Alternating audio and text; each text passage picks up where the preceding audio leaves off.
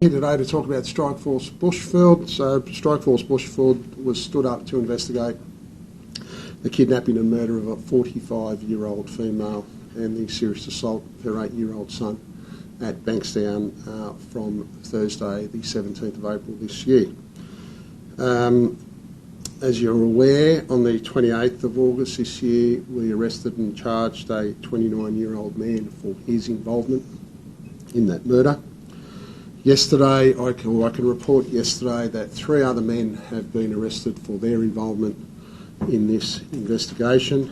I will refer to them as the kill crew, the contracted kill crew, that were responsible for the abduction and the murder of the 45-year-old female and the assault of the child.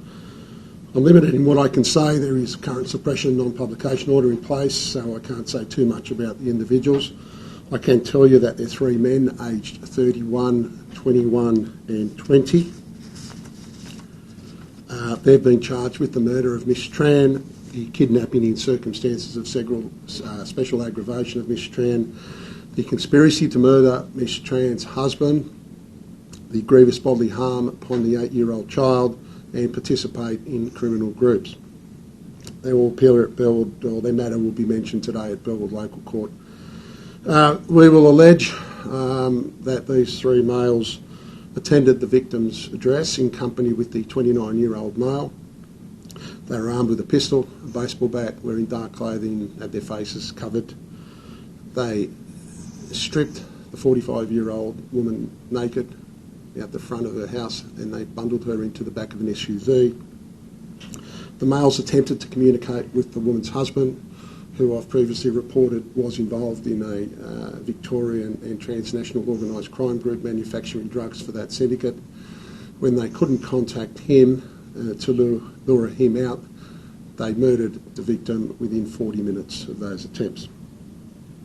The female was bound and gagged and found in the back of the vehicle, which was later burnt by these males. I can say that she was deceased prior to the vehicle being set alight. The 3 males are linked, are very well known to police and are linked to criminal groups. They are, and I can refer to them as guns for hire, a crew that go out there and actively act as enforcers for organised crime groups. So, any questions? Are police looking at these same group of men for other unsolved targeted killings? If they've been known to be sort of guns for hire for other killings, are there any other ones that they're looking at them for? No, we're not looking at this particular group for any other matters that we're aware of. Who made the decision to target the man's family and carry through with the execution? Yeah. So, from what we know, there was a dispute or allegations suggesting that the woman's husband had stolen a large quantity of drugs from the syndicate, up to 80 kilos.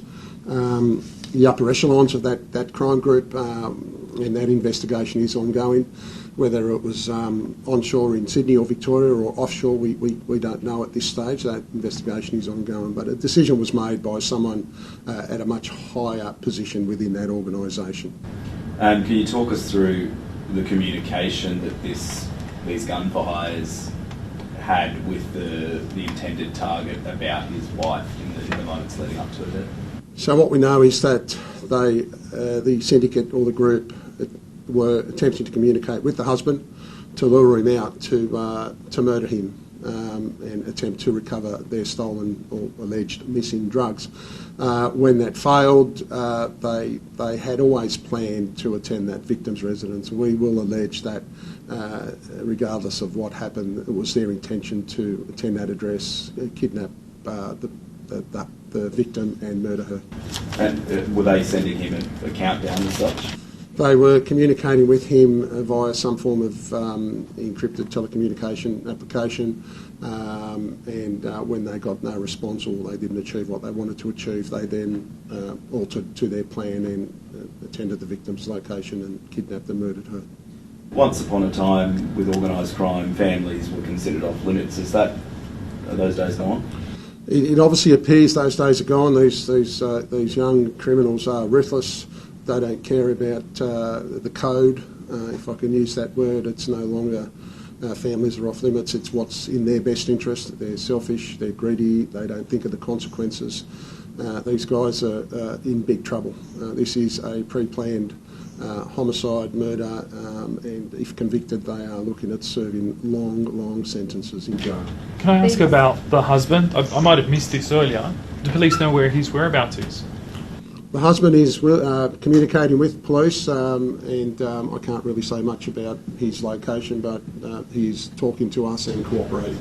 What about the welfare of those two children who were home at the time? Yeah, look, the welfare's remarkably, the 8-year-old child has made a really good recovery. Initial reports were that he was going to have lifetime injuries, but remarkably he's recovered really well. Psychologically, I think that's probably still ongoing there, and how they're being treated and how they're going there. The details are pretty horrific. Do you know if there was instructions from the higher-ups to strip her, to gag her, all those sort of awful things? Yeah. No, look, we don't know what the instructions were, but I can say that, look, even though this is a significant breakthrough for this investigation, the investigation is ongoing, and we are looking at other people, and we are confident that we will have a result. Are these kill crews, specifically this one or in general, aligned with any one organisation, or is it whoever will pay them for this? No, not at all. They prostitute themselves to whoever pays the biggest amount, and and whoever pays them the money, they'll go and do the job for them. Just on those other people that you expect to arrest, do you know if there were other people organised in setting up the car, stocking it with the kill kits, things like that, like we heard last week? Yeah, well, this is the same modus operandi. Cars are pre-planned, set up, and that's why we say there's that level of planning and premeditation in this crime, and that was done on this instance. They go out, they purchase the kill kit, they purchase clothing, they purchase whatever else they require to complete their task. But you believe there were separate people separate to the 3 arrested that organised that? No, we think these guys, this syndicate, did all of that themselves. It wasn't a separate syndicate that staged the cars for them. These particular 3 done the staging of the vehicles, prepared and purchased all the equipment they required. Do police believe... carried out the kidnapping and murders? Yeah, and then they attended the location and carried out the kidnapping and the murder. Do you believe you've arrested everyone who was at the house now? Sorry, what's that? Do you believe you've arrested everyone who was at the house now?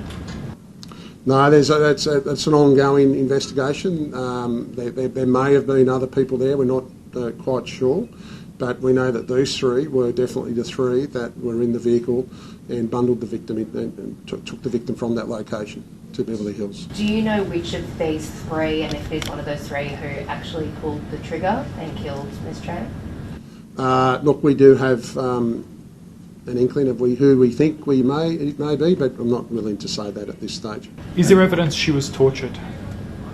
There is, well, I guess if you can, she was bound and gagged, and I mean that falls under the definition of some form of torture, doesn't it? It was very, very brutal in the way she was abducted, stripped naked outside a house, bundled into the back of the car, and within 40 minutes executed.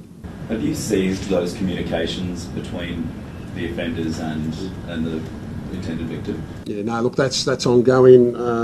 We haven't seized any communication devices at this stage. Just on that, are you able to detail, without going into specifics, what those threats were and those communications they sent in? Were they photos? Were they words? What was said? I can say that there were several attempts to physically locate the husband, and then following that there were several messages sent via encrypted applications, and one of those included an image of his wife. What's the obviously you want to send a message to people, the other people who are these guns for hire, but also I guess there's a message to people getting involved in organised crime, doing things like being a cook or whatever, just about how ruthless that industry is. Well, absolutely. Being involved in any level of organised crime or drug manufacture or distribution is high risk. It has consequences. It's not as lucrative as it seems to be. You may cross the people you work for or have some dispute, and this is what ends up happening.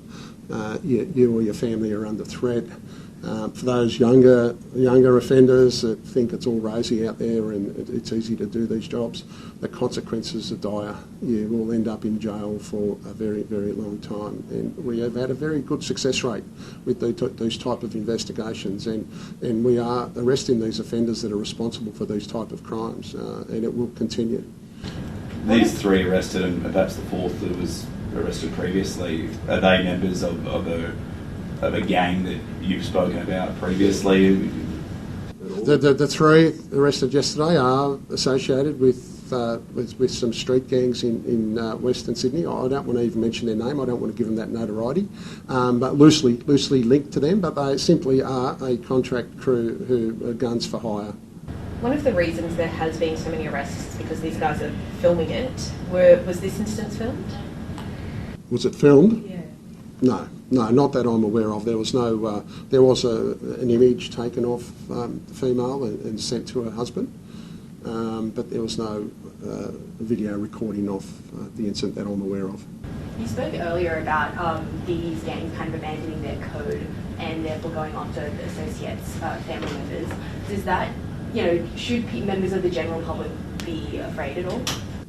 No, look, my message there is, unless you're involved in serious criminal activities, you don't have anything to fear. These are targeted attacks on targeted people. You choose your friends wisely. Unfortunately, as I've reported previously, this female victim, as far as we're aware, was not aware what her husband was up to. And she was targeted because of her links to her husband. Are police concerned for the safety of those two children who were home at the time, or do you believe that the focus of this group is still on Mr. Tran? Yeah, no, I can say that I don't believe that the children were the intended targets. It was purely Miss Tran and her husband. You described them as a contract kill crew. How do you believe they became aware of the contract, and how do you believe they were compensated or were going to be compensated? Okay, firstly, what we see with these type of matters is they communicate through encrypted applications. There is a middleman somewhere along there that receives a request or a contract from the upper echelons from the transnational organised crime group, and then that person is responsible for finding a crew or a group of people in Sydney to commit the job. So we're still looking at that as to the upper echelons and how that communication occurred. And what was that second part of that question? How are they paid? Look, generally they're paid by cash. I can't comment on what we know about that at this stage. If I could circle back to Bankstown, sorry, for a second. How frustrating is it, or are there avenues to get justice for those people who are overseas, who are the ones calling these shots and making these things happen? Look, that's difficult line of inquiry. That's firstly we need to be able to establish or have sufficient evidence that the person that's offshore is responsible for conspiring or calling the shots. If we do have evidence, we just go through the process of applying for a warrant, requesting the assistance of the Australian Federal Police and the Australian Commonwealth Attorney General to seek an extradition. And sorry, you mentioned the encrypted messaging apps and the middleman to organise these kill for hire. Is this harking back to the sort of air tasker for a kill for a murder? Well, yeah, you can refer to it as an air tasker method. So it's the same thing. They use different apps. Different criminal groups use different apps. So it's as I said, generally there is a middleman who the contract goes out to, and then that person shops around and finds the most appropriate crew and who wants to take the job on. Can you name the apps that they're using to message on?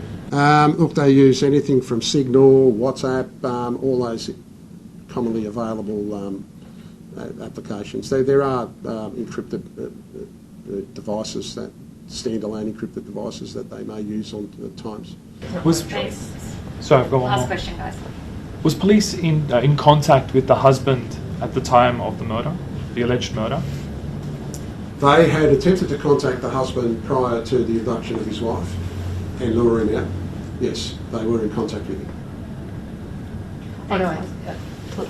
Were police in contact with him? Were police in contact with him before this happened? Were they aware of this threat? No. We didn't become aware of it until post-offence. Sorry, now I'm getting a bit confused. At the time of the murder, Yes. were you in contact with the husband? Were we in contact? Yes. No. Okay. Sorry, I thought you asked, were the offenders in contact with the No, husband? my- Yeah, no. Murder happened, we found. Okay, good. It's just good to get that chronology and to have it very Yeah. clear. No. We certainly weren't involved before the murder. We weren't aware of it. Thanks, boss. All good?